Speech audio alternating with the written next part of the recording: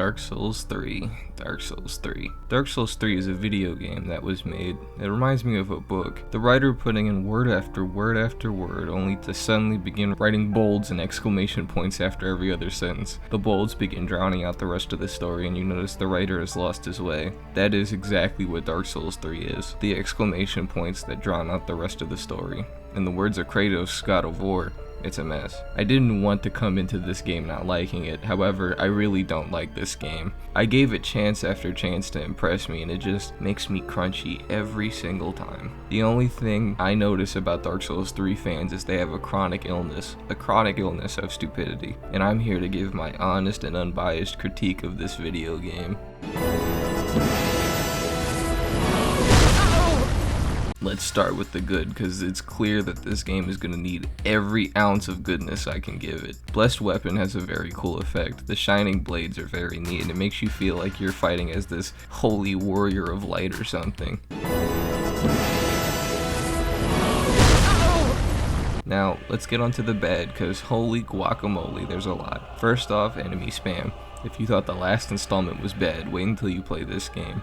In my subjective opinion, this game is objectively horrendous with this. The only people who would disagree with me are these soy boy FromSoft fans who don't know any better. Many times I end up in these scenarios that are literally unavoidable, and there's nothing I could do to avoid it. They're bad. They're so bad. It's like the designers simply wanted every step of this game to be awful through and through. Take these clips for instance. Literally unfair, horrendous enemy design where it's 2 bajillion guys against my 1 guy, and they all box me up and beat me up. What am I supposed to do? Boot up a different game? Then let's talk about some of these enemy encounters. Unfair and unreactable. I'll go back into detail on some specific areas, but let's look at the profane capital area. I have to walk across a bridge while fireball nun ladies are consistently spamming fireballs at me. Then suddenly, a gargoyle pops up and blocks the path, and there's nothing I can do about it. Is this fair game design? Did anyone even actually play this game? Even before in the room with all the jailers, there's literally not a single way past them without fighting. So you die over and over again trying to slip past them due to this bogus health draining effect. It's impossible. Don't question or look it up. I've done everything to get past this area, and every single time I get killed. Is this how the game rewards me for playing it? I'm being punished for interacting with the video game that I bought? This is crazy. Hitboxes are absurd in this game.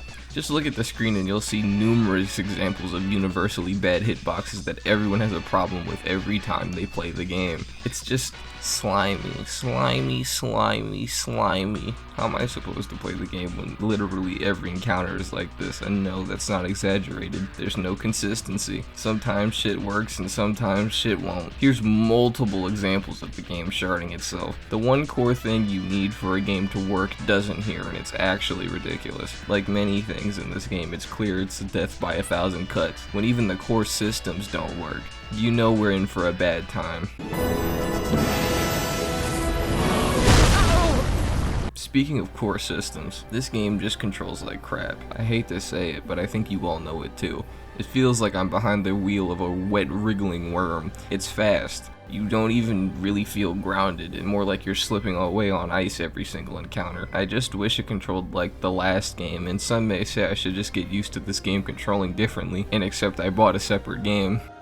Anyways, just so much is wrong. When I did the tutorial, they teach you to attack with the R1 button, but sometimes when I attack with R1, the enemy hits me back. Really? Something the game tells me how to do in the tutorial I can't do every single encounter every single second? I didn't even really get how this system worked until I looked up a guide from a YouTuber, and they told me I might have to roll from time to time. This isn't a joke. I didn't know how the game worked until a YouTuber told me. That's just ridiculous. Also, you can hit tank in this game easily. Now, I'm a god of Dark Souls 3. Dark Souls 3 fans won't admit it, but it's true. Once you level up Estus and get a decent shield, you can just sit there blocking stuff and healing occasionally. Why would I bother engaging with this game if there's a super unfun safe option I could do at all times? This game's combat sucks mainly because there's even an option to play the game like this, and I'm gonna play like this and say the game's dumb because I can do that. Look, here's me blocking Sola Cinder on New Game 2 without a heavy stamina build. I'm not even wearing the funny Havel armor. Are we serious? I guess then I have one last point. fog walls, and door openings. In this video game, you're invincible when opening doors and entering boss rooms, as if they thought I'm some weak little baby invalid that needed a get out of jail free card. Why would you give me an option to ignore enemies and interacting with the game that you've made unless you wanted me to just do that? Name one other game where you'll just go, I'll skip this part, and that's cool. It's stupid. Really, really stupid. Now that all the fluff's out of the way, let's talk about the areas.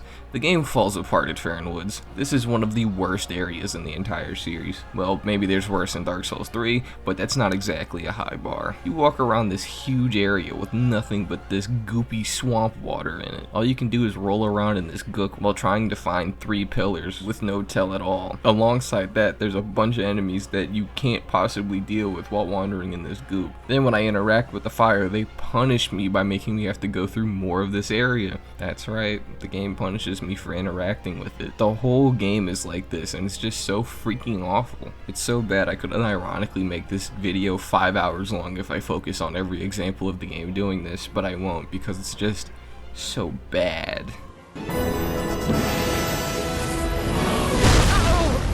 Then let's talk about the design. It's just boring. Boring dark colors with boring dark color palettes. However, to make you not question me, I'm only going to show you footage of the darkest, dampest areas in the game and not the others. Hell, I won't even show you some of the pretty spots in these areas because they don't help my point. Not going to be a super long point, however the music here is just generic choir music, nothing special about it at all. Also, it gets louder at random parts. No joke, it randomly gets louder in the middle of the song. It's almost as if the devs didn't listen to the tracks or understand how music works. This is embarrassing, but not surprising given what game this is.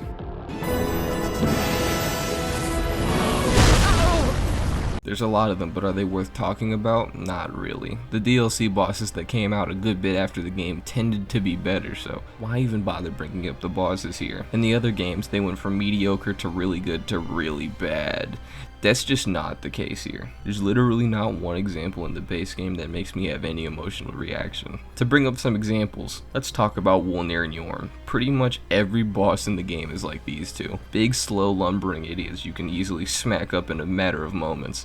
You can see on screen how boring it is. Truth be told, by the time we reached Vort, I was already on life support from how sleepy I was. The point I was waiting to bring up, however, is how clunky and goopy this game's bosses are. So many times while playing, I can just walk to the side of their attacks and they completely whiff. How could you call this engaging when this idiot can't even hit me while I'm walking? This goober is the final boss of the game and technically the series. Was this ever a good batch of games? This goes for the enemies too. I had a mimic look like he got lost in Wonderland just because I kept walking circles around him. This Michael Zaki guy clearly should never be the head of any creative endeavor. Also, the boss health. One of my biggest complaints about Dark Souls 3 is the ginormous health bars. I mean, look at how many hits it actually takes to kill these guys. Are we serious? Did the devs think I have 5 hours to wail on this dude? I was originally gonna end this section right here, but I noticed I can't because I forgot one thing. There's this Twitch streamer bait move in this video game and I really can't forgive it. Solar Center has this one move in his second phase. It's the first move he does normally, where he'll do this chaining combo that will either immediately kill you or do a big chunk of your health bar. And the moment I saw it, I knew that this was just meant to be a shock and awe moment. It's like, I almost feel like I'm going against FromSoft and I'm not even really going against the boss because they stick in bullshit reaction bait moves like this. It's not fair. Now some may say Manus has done this before, and anyway, I just think it's not really cool that this game in particular does this. It takes away from the value of it, I find. So I suppose we can actually end that section off, or this section off, with that.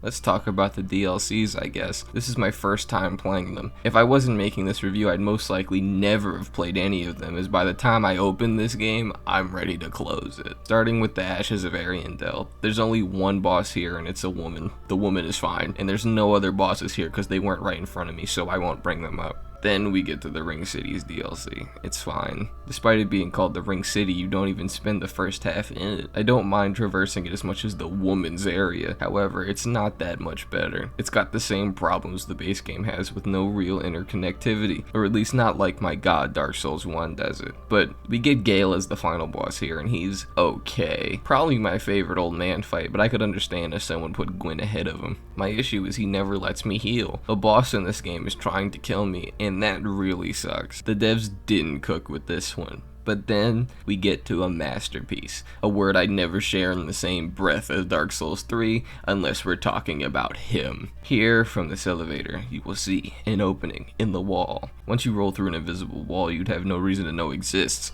you then plummet into some murky water and see the Dark Dragon. It's storytelling like this that this game doesn't normally have, and don't look into that, so it's really cool to see here. Off of him we have the last boss, Half-Light, and Half-Light himself is awful. Let me tell you why. Before you fight him, you have to fight a ring knight with 2 great swords. It's literally impossible to get past him any other way, and it's flat out exhausting to fight this guy every single time. If they had just made one way possible and you didn't have to do this every single time, that'd be cool, but there isn't. It's like the dev said, do you enjoy Half-Light? No, of course not. It's shit Souls 3, so let's make the run back stupid. Such a dumb boss idea, and I can't believe it got into the game in the first place. And onto the fight himself, he hits me. Are we real? It's stuff like this that lets you know Dark Souls 3 was a cruel experiment on the masses where the devs actually hate everybody, and if you do like it, you're a wiener licker.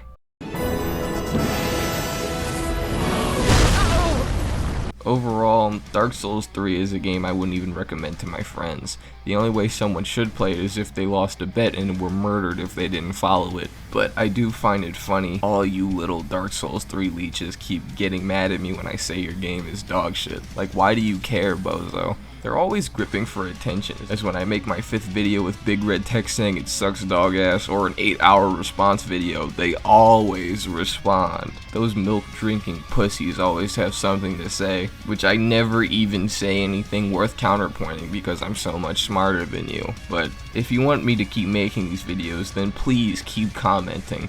I'm only going to select the straw man comments to shit on you more. Anyways, that's been my honest critique of Dark Souls 3. If you agree with me, leave it in the comments. If you disagree with me, shut the hell up. Anyways, I'll see you guys in my next video. I'll show you the thumbnail right now. So with that, goodbye and good luck.